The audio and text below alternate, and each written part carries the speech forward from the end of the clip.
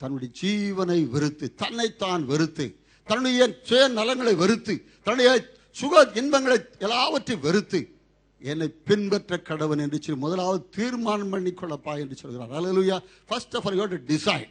நாம் முதலாவது அங்கு ஒரு தீர்மானம் எடுக்க வேண்டும்.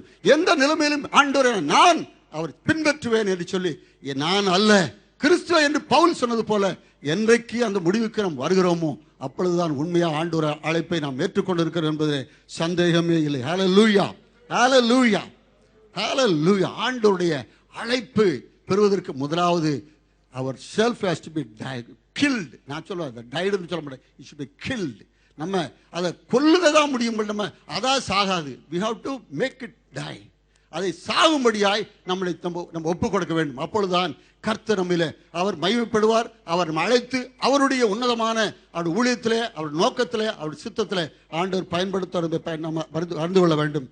சிலுவை எடுத்து என்று சொன்னால், சிலுவை எடுத்துக்கொண்டு அனுதினமும் பின்பற்ற கடவுள். சிலுவை என்றால் நம்ம எல்லாருக்கும் தெரியும். இந்த நாட்களிலே, இந்த லெந்து நாட்களிலே 40 நாட்களும் நாம் அநேகமாக நம்முடைய சரீரங்களை ஒடுக்கி அநேக காரியங்களை விட்டு அதிகமாக ஜெபித்து அதிகமாக வேதவாசங்களை வாசித்து ஆண்டவர் சமூகத்தில் இருக்கிற நாட்களே சிலுவை பற்றியான தியானத்தை நாம் செய்து கொண்டிருக்கிறோம். அல்லேலூயா. உலகம் நாம் மாத்திரமல்ல, உலகமும் இருக்கிற கர்த்தருடைய பிள்ளைகள் நாட்களே யாராவது சிலுவை தியானத்தை தியானிக்காமல் இருப்பார்கள் சொன்னால் என்னால் நம்ப முடியவில்லை. அல்லேலூயா.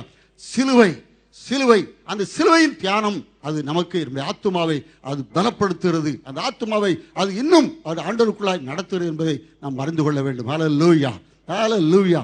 சிலுவை என்று சொல்வது அது ஒரு பாரம். ஹல்லேலூயா, ஹல்லேலூயா. ஆண்டவராய் இயேசு கிறிஸ்து அந்த ஈனச் சிலுவையை தன்னுடைய தோள் மேல் சுமந்து கொண்டு அந்த எருசலேமின் வீதிகளில் நடந்து அந்த கொல்கதா மலைக்கு அவர் போன போது அவரை நிந்தித்தவர்கள், அவரை ஏளனப்படுத்தினவர்களை கேவலமாய் பேசினதை எல்லாவற்றையும் நாம் வேதத்திலே படித்திருக்கிறோம், நாம் அறிந்திருக்கிறோம். நான் அதை குறித்து சொல்லப்படுவதனால் நேரம் போய்கொண்டே இருக்கும். ஆகவே நான் இதை ஆண்டவராய் இயேசு கிறிஸ்து சிலுவையை சுமந்தது தன்னுடைய நிந்தை, நம்முடைய நிந்தையை, இந்த உலகத்தின் மக்கள் மேல் இருந்த எல்லா நிந்தைகளையும் தன்மேல் போட்டுக் கொண்டவர்களாய் அந்த பாரச்சுமையை, அந்த பாவத்தின் பாரச்சுமையாகிய சிலுவையை ஆண்டவர் சுமந்து சென்றார். ஹல்லேலூயா. இன்னைக்கு அழைக்கப்பட்டிருக்க சகோதரனே, சகோதரியே, ஆண்டவர் நிமித்தம் அவமானங்களையும் அக்கிரமங்களையும் மற்றவர்கள் செலுத்தும் போது நீங்கள் அதை தாங்கிக் கொள்வது ஆயத்தமா இருக்கலாம். ஒரு